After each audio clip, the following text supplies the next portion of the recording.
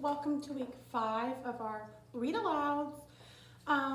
Today we're going to be reading The 7 Silly Eaters.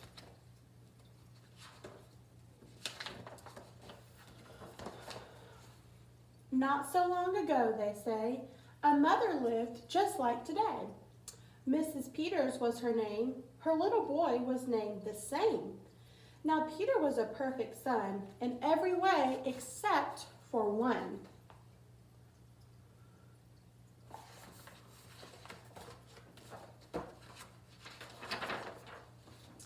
When Peter was just 1 year old, he did not like his milk served cold. He did not like his milk served hot. He liked it warm, and he would not drink it if he was not sure it was the proper temperature. But Mrs. Peters did not mind. She was a mother, sweet and kind. And when his milk spilled on the floor, she patiently prepared some more. She'd take the bottle from the shelf and chuckle softly to herself, "What a silly sort of eater is my darling baby Peter."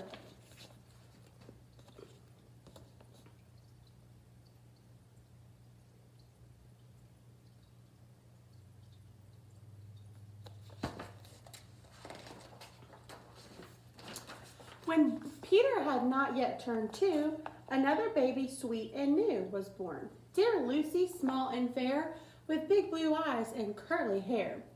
But long before this child was grown, she had opinions of her own, of what she'd eat and what she'd not. She hated milk, both cold and hot, and warm was worst of all.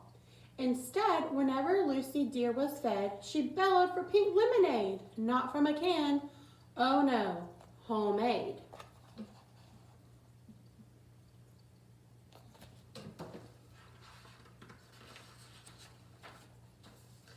But Mrs. Peters did not mind. She squeezed each lemon to its rind, while mopping milk up from the floor and patiently preparing more.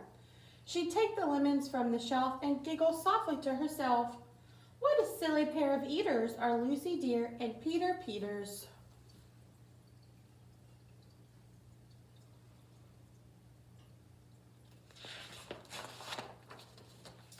Now Lucy grew and Peter grew till he was 3 and she was 2. And who was one? Why, little Jack, with eyes so brown and hair so black, a happy baby, never cross, but all he'd eat was applesauce. Peeling apples by the pound, Mrs. Peter faintly frowned. She'd take the apples from the shelf and murmur weakly to herself, "What a silly bunch of eaters are Lucy, Jack, and Peter Peters." So now she has 3 kids.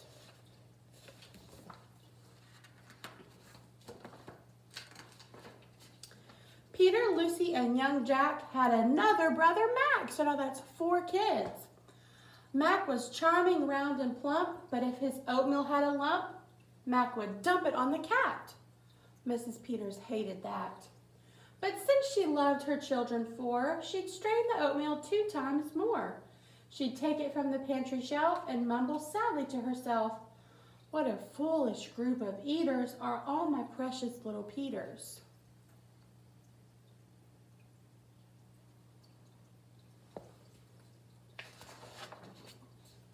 Before another year was through, who came along? Why, Mary Lou.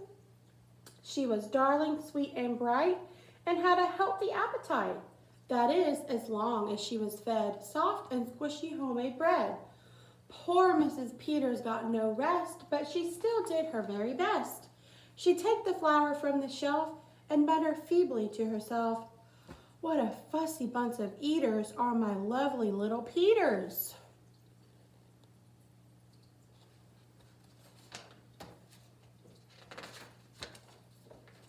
Another year rolled by. The children grew. They really are a splendid crew, sighed Mrs. Peters, pinning pins and diapering her brand new twins. Little sisters, quick and smart, impossible to tell apart. But Flo liked poached eggs and Fran liked fried. If she'd mix them up, they'd cry. Tired to the bone, Mrs. Peter groaned and groaned. She'd take the eggs down from the shelf, whisper weakly to herself, "What persnickety young eaters are my 7 little Peters." 7 kids. Let's see if we can find them all. So I see 1, 2, those are the twins. 3, 4, 5, 6, 7. Could you imagine if you had 6 brothers and sisters? It's a lot of kids. Now time went by, as time will do, and it passed, and the children grew. The problem was that they grew, their appetites kept growing too. But not their choice of what to eat. Each child continued to repeat they wanted what they had before. The trouble was they wanted more.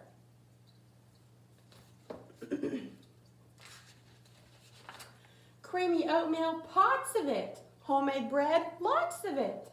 Peeling apples by the peck. Mrs. Peters was a wreck. Look, she's had enough. She's screaming. They're all hiding from her.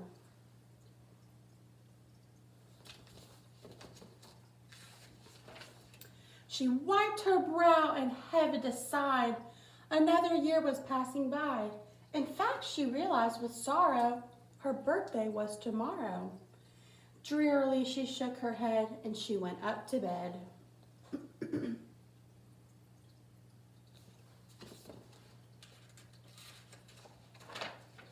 She thought the children had forgot her special day, but guess what? They did not. At crack of dawn, they all began to carry out their secret plan. Mrs. Peters would be fed a birthday breakfast in bed. A breakfast made of all the foods that kept all of them in such happy moods.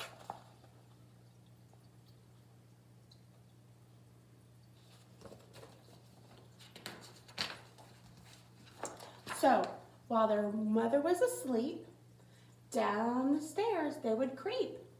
And from the cupboards and the shelves, happily they helped themselves. Cheerfully they chopped and stirred, prepping what each had preferred.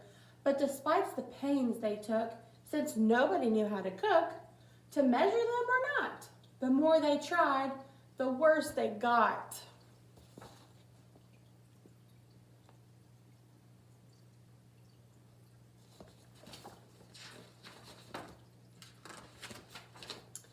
First, Mac's oatmeal turned out lumpy, which made poor Mac turn grim and grumpy.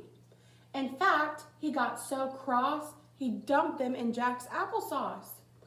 This bothered Jack so much that he threw it in the dough of Mary Lou, her bread that she was making, who tossed the mishmash that made straight into Lucy's lemonade.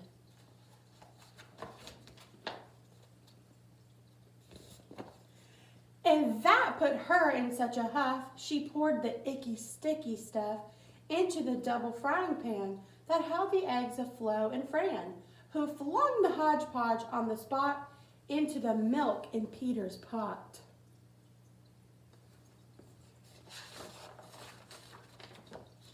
But when they saw what they'd done, they wished they never had begun. They'd hardly slept a wink that night, and still things hadn't turned out right. Even though they tried their best, it hadn't worked. They were depressed. They'd be in trouble too, unless they found a place to hide the mess. The oven seemed the perfect spot. They all forgot that it was still hot. They stuck the pot inside, then they went back to bed again. Oh no.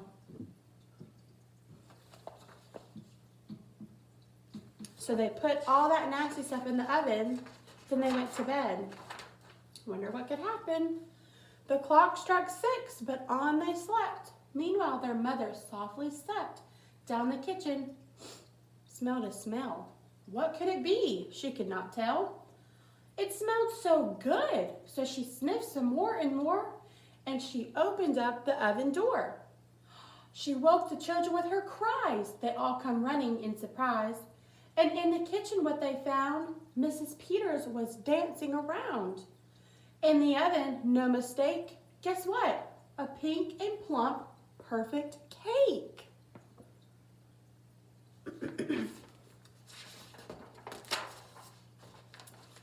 And their mother gleed and danced. She cried, "A birthday cake for me? A birthday cake that's still hot? To think I thought you forgot. Now tell me, please, how did you make this pink and plump, perfect cake? So high and light, as smooth as silk?" up from all my milk, said Peter. It's pink from all my lemonade, I think, said Lucy. And from my apples, added Jack. My oatmeal made it soft, said Mac. My bread dough, too, said Mary Lou. And Fran and Flo, as for size, it was our eggs that made it rise. Then everybody sniffed some more and danced around the kitchen floor.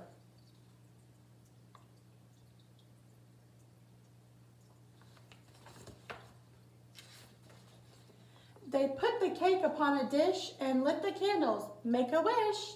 The children cried, before you blow. And Mrs. Peters did just so. And what is more, her birthday wish came true, as birthday wishes always do.